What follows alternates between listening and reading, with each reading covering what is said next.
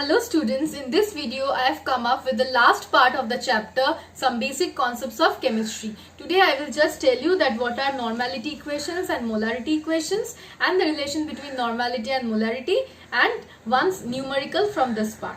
Okay, so let's start with it. Okay, so first I'll come to the normality equations.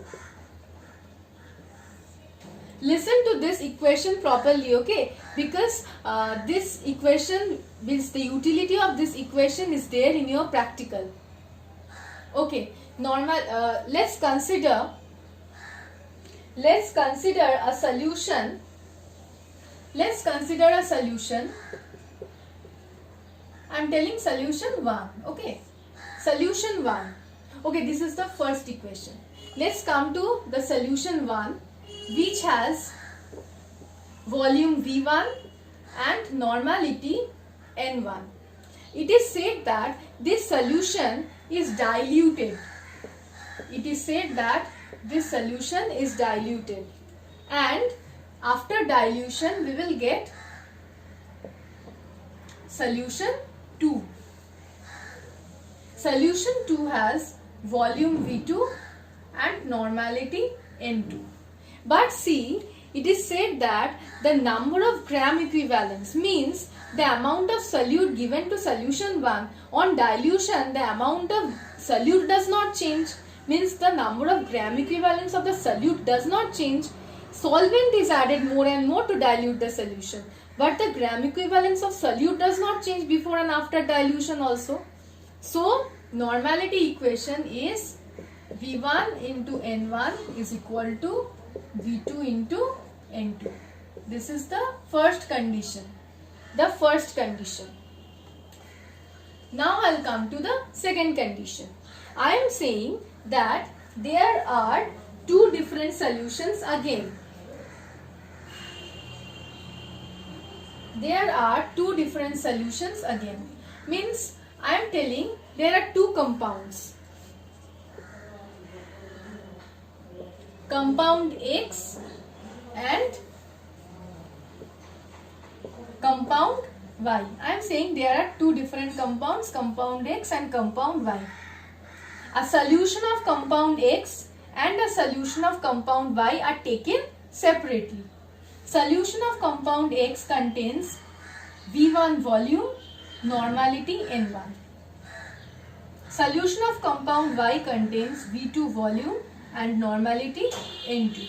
It is said that V1 ml of a solution of compound X reacts with V2 volume of the solution of compound Y. See, it is considered that both the solutions will react completely with each other.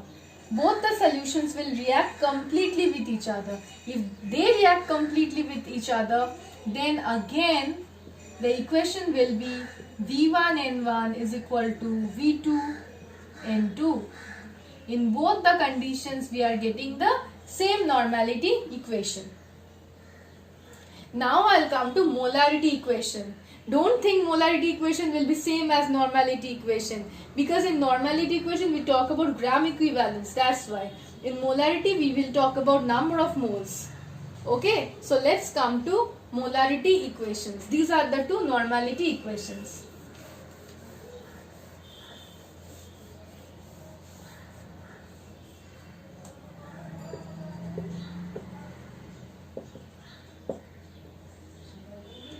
The first molarity equation.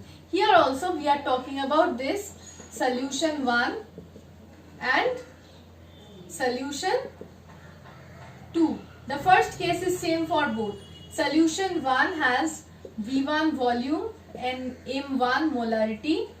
It is diluted to form solution 2, which has V2 volume and M2 molarity. We all know that the number of moles of the solute will not change on dilution also. The number of moles of solute will remain same. Only the concentration of solvent increases on dilution. So V1 into M1 is equal to V2 into M2. This is the first molarity equation. Now I'll come to the second condition. In the second condition, think again compound X and compound Y. A solution of compound X has V1 and V1 volume, M1 molarity. A solution of compound Y has V2 volume, M2 molarity. It is said that both the solutions of compound X and compound Y are mixed. They are mixed together. After they are mixed together, they will have the resulting solution after mixing. After mixing both of them, the resulting solution will have a molarity of M. Then the equation will be V1 plus V2 into M is equal to V1 into M1 plus V2 into M2. Okay? So this is the equation 2 of molarity equations. Now I will come to the third equation. For example, if V1 ml of a solution of compound A, I'm just showing you, I'm just telling you before, then I'm showing you the equation. If V1 ml of a solution of compound A which has molarity M1, if it reacts completely with V2 ml of another solution B having molarity M2, and there is a equation which I have to show you. I'll show you an equation after this. Means there will be reaction. Okay. Now there will be a chemical reaction. Like if X moles of compound A react with Y moles of compound B in order to give A moles of compound C and small b moles of compound D, where A compound has a volume of V1 ml and molarity of M1, and compound B has a volume of V2 ml and molarity M2, then the equation will be V1 into M1 by X is equal to V2 into M2 by Y. This will be the molarity equation.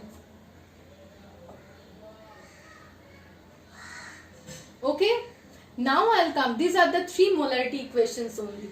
Now I'll come to the relationship between the molarity and normality of a solution of acid and base.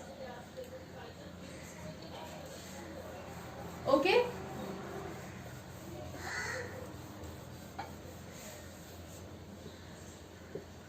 Normality of a solution.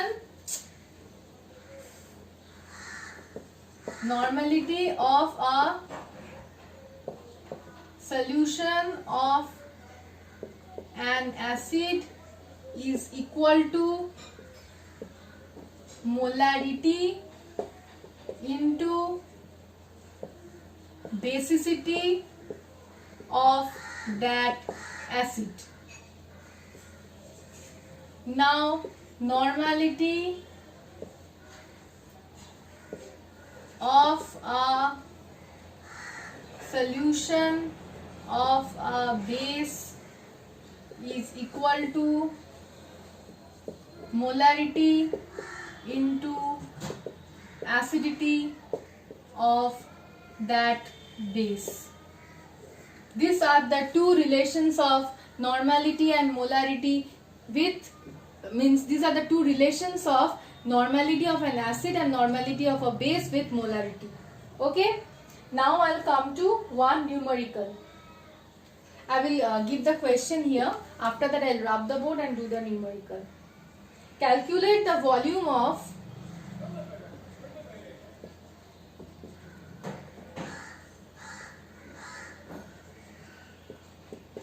0.5 molar H2SO4 solution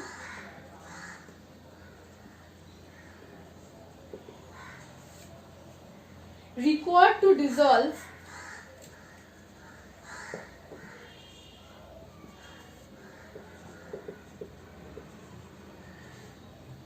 0.5 gram of 0.5 gram of copper carbonate. So this is the question, means you have to find out the volume of 0.5 molar H2SO4 solution required to dissolve 0.5 gram of CuCO3.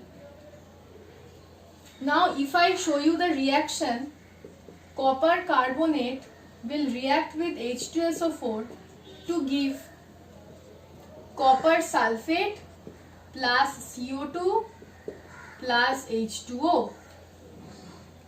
See, this reaction is already balanced. So from the reaction only you can see that 1 mole of CuSO4, means copper carbonate reacts with 1 mole of H2SO4. So here in the question you have to find the volume. The molarity is given and the amount of copper carbonate which has to be required, means which has to be used to dissolve, is given.